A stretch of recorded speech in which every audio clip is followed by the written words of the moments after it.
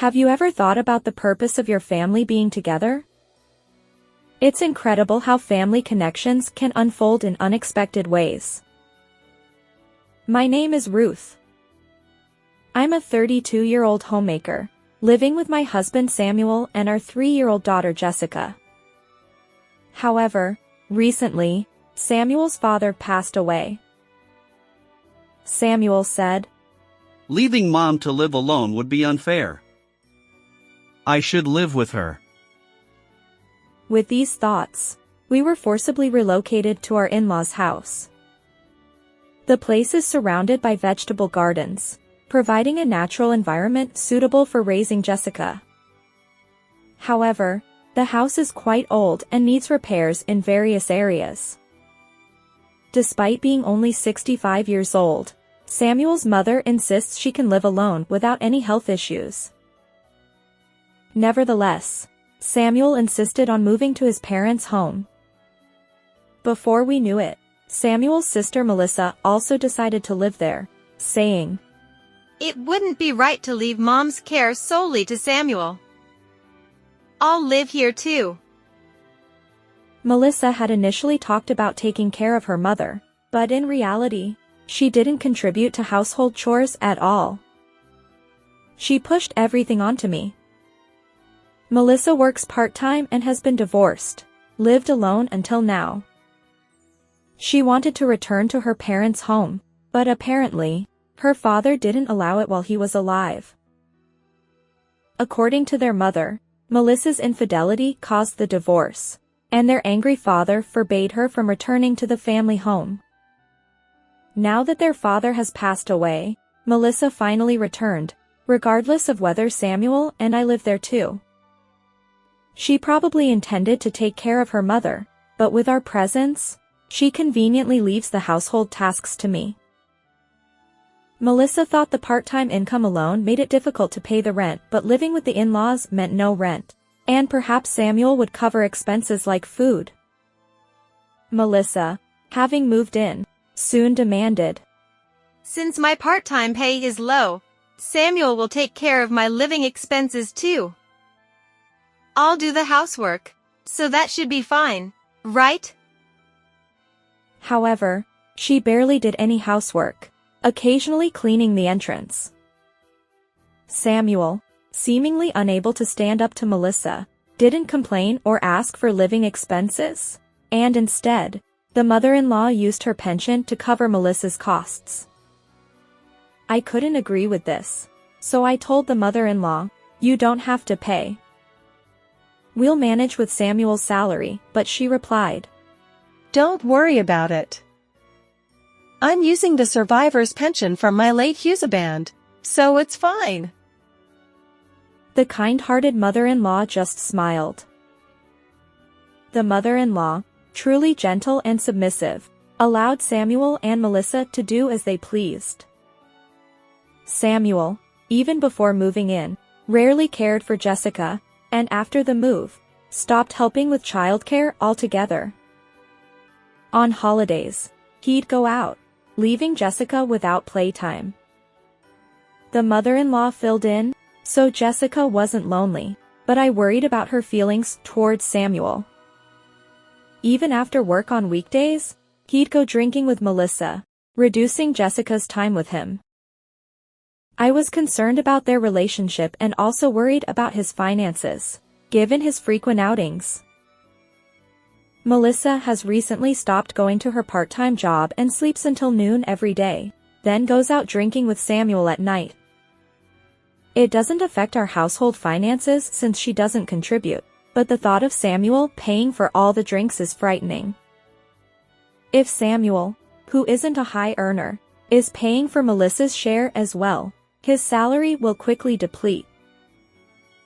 Feeling unsettled, I decided to organize a birthday party for Jessica as a distraction since her birthday was approaching.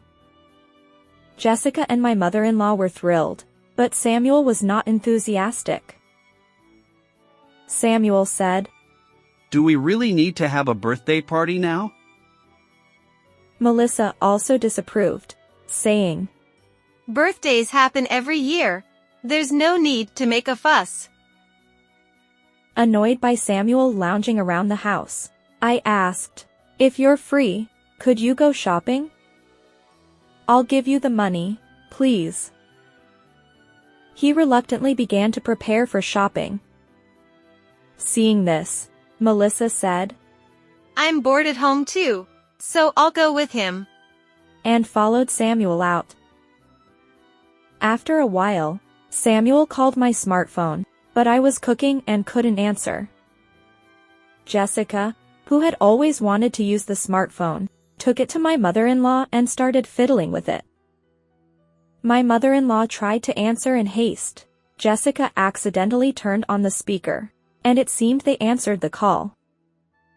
I rushed over to them, and Samuel, thinking the smartphone was malfunctioning and not connected, began talking to Melissa on the other end. Samuel said, "Ruth isn't answering the phone. The money she gave isn't enough. What should we do?" It seemed he thought the call had disconnected, and Melissa responded as usual. Melissa said, "Speaking of money, should we carry out that plan we joked about before? We've already spent the inheritance from Dad, and now it's time for Mom to go to the other world, isn't it?" I was shocked by such a raw statement, but my mother-in-law calmly used the smartphone's recording function to document Samuel and Melissa's conversation. Unaware of this, Samuel said, "How are we going to make it look like an accident? Push her down the stairs or something?" I thought such extreme statements were not for children's ears, so I took Jessica to the kitchen. My mother-in-law listened to their conversation with a grave expression. Oblivious Melissa said, "Wouldn't it be best if she got run over by a car? If it's a car, we can also get auto insurance, no mistake." She spoke of such a terrifying plan nonchalantly, laughing. Eventually, their conversation shifted to a different topic, so my mother-in-law stopped the recording and ended the call, but she was red with anger, a stark contrast to her usually calm demeanor.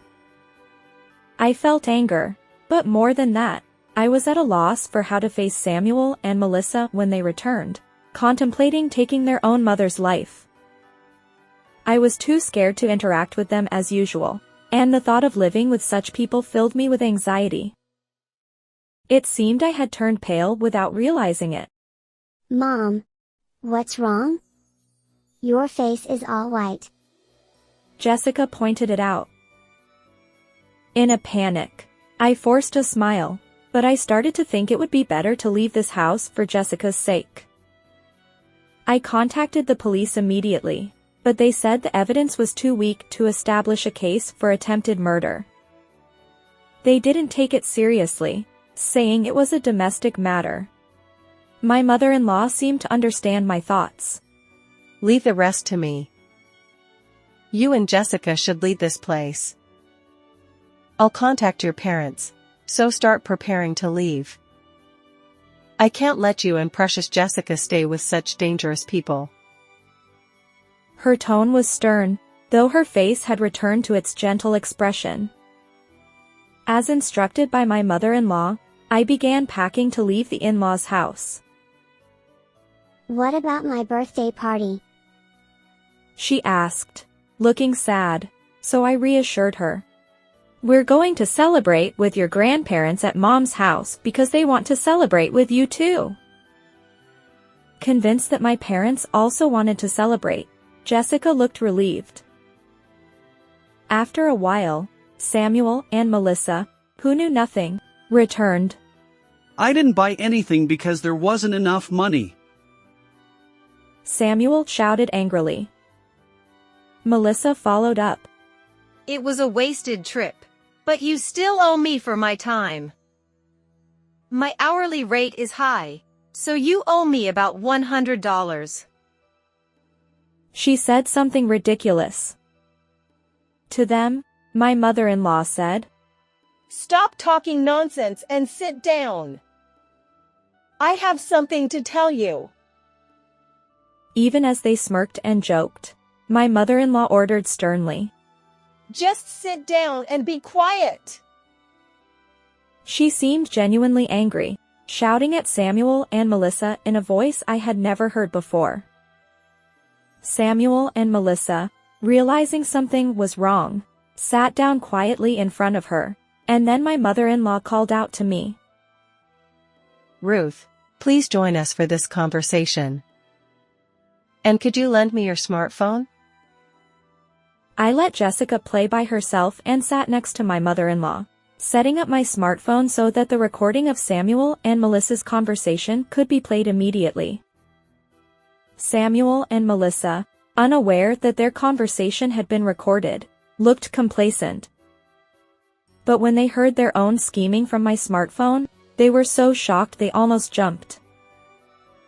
Why did you record that? When did you install a hidden microphone? Samuel stood up, making a scene. Melissa, with wide eyes. Isn't this the conversation we had when we went shopping? She screamed but couldn't say anything more. To the astonished pair, my mother-in-law said, Jessica answered Samuel's phone, but you thought the call was answered, did you? But the call was connected the whole time, so I was able to record all of your plotting. Planning to send your own mother to the afterlife under the guise of an accident. Isn't that a bit too much like a drama? And what about the two of you living such a degenerate life? Samuel, you come home every night from drinking and push all the housework and childcare onto Ruth. And Melissa, have you quit your part-time job? Just lazing around without working. She exposed their misdeeds and continued to scold them. Melissa quickly made excuses. I never thought of doing such a thing to Mother. It was Samuel who suggested making it look like an accident, and I tried to stop him. Samuel is the bad one. She shifted the blame onto Samuel. Samuel, pointing at Melissa. It was you who came up with the plan. I wasn't keen on it, but you pushed ahead so forcefully that I reluctantly agreed. You're the bad one. They began to blame each other, and both my mother-in-law and I sighed in dismay. My mother-in-law's anger seemed to grow. I don't want things to go your way, so I'm going back to my parents' house. You two can do as you please. I'll have Ruth and Jessica leave this place too. She spoke coldly. Samuel and Melissa, who had been blaming each other just moments ago, suddenly looked cheerful. Samuel exclaimed with joy. What? Mom, Ruth and Jessica are leaving? Then this house is mine. To which Melissa shouted back with a smile. What are you talking about? Half of it is mine. After their plan to kill their mother was exposed, and fearing how much they would be scolded, the two of them became ecstatic at her unexpected announcement. It seemed they didn't care about my going back to my parents' house either, as I left the noisy Samuel behind and took Jessica out of the in-laws' house. My mother-in-law seemed sad to part with Jessica. Don't forget about your grandma, okay? She said with tears in her eyes. Jessica, still not fully understanding the situation, asked. Is Grandma going somewhere? Too? I reassured my mother-in-law. Don't worry, once things settle down, I'll definitely bring Jessica to visit. But something was bothering me, so I asked my mother-in-law. Is it really okay to hand over this house and land to Samuel and his sister? They were planning something so terrible, weren't they? To my angry question, my mother-in-law replied with a smile. This area is a city planning zone, so they can't just sell the land, and the house isn't livable without repairs. I'm not at all upset about giving this house and land to those two. The property tax is high, and it's been a problem. They'll be the ones regretting it once they find out the truth. My parents warmly welcomed Jessica and me when we returned home. It seems my mother-in-law had also contacted them. I heard from Samuel's mother about the situation. Such terrible people. You should divorce that man right away. My father said angrily. My mother, holding Jessica, added, It's pitiful for Jessica to have such a person as a father. She seemed unable to contain her anger. A few days later, when I went back to my in-laws' house to collect the rest of my belongings. Did you know this land couldn't be sold? The real estate agent told me it can't be developed into residential land, so it can't be sold. We can't get any cash this way.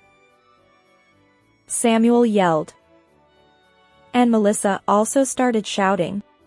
It's all your fault, Ruth. This happened because you asked us to go shopping. Their faces turned from joy to near tears. Moreover, the day we left, the wind was so strong that part of the roof was torn off, making the house unlivable. The two of them, now without the reliable mother-in-law to turn to for repairs, were helpless. You can't expect to treat your family with such disregard and still receive an inheritance properly.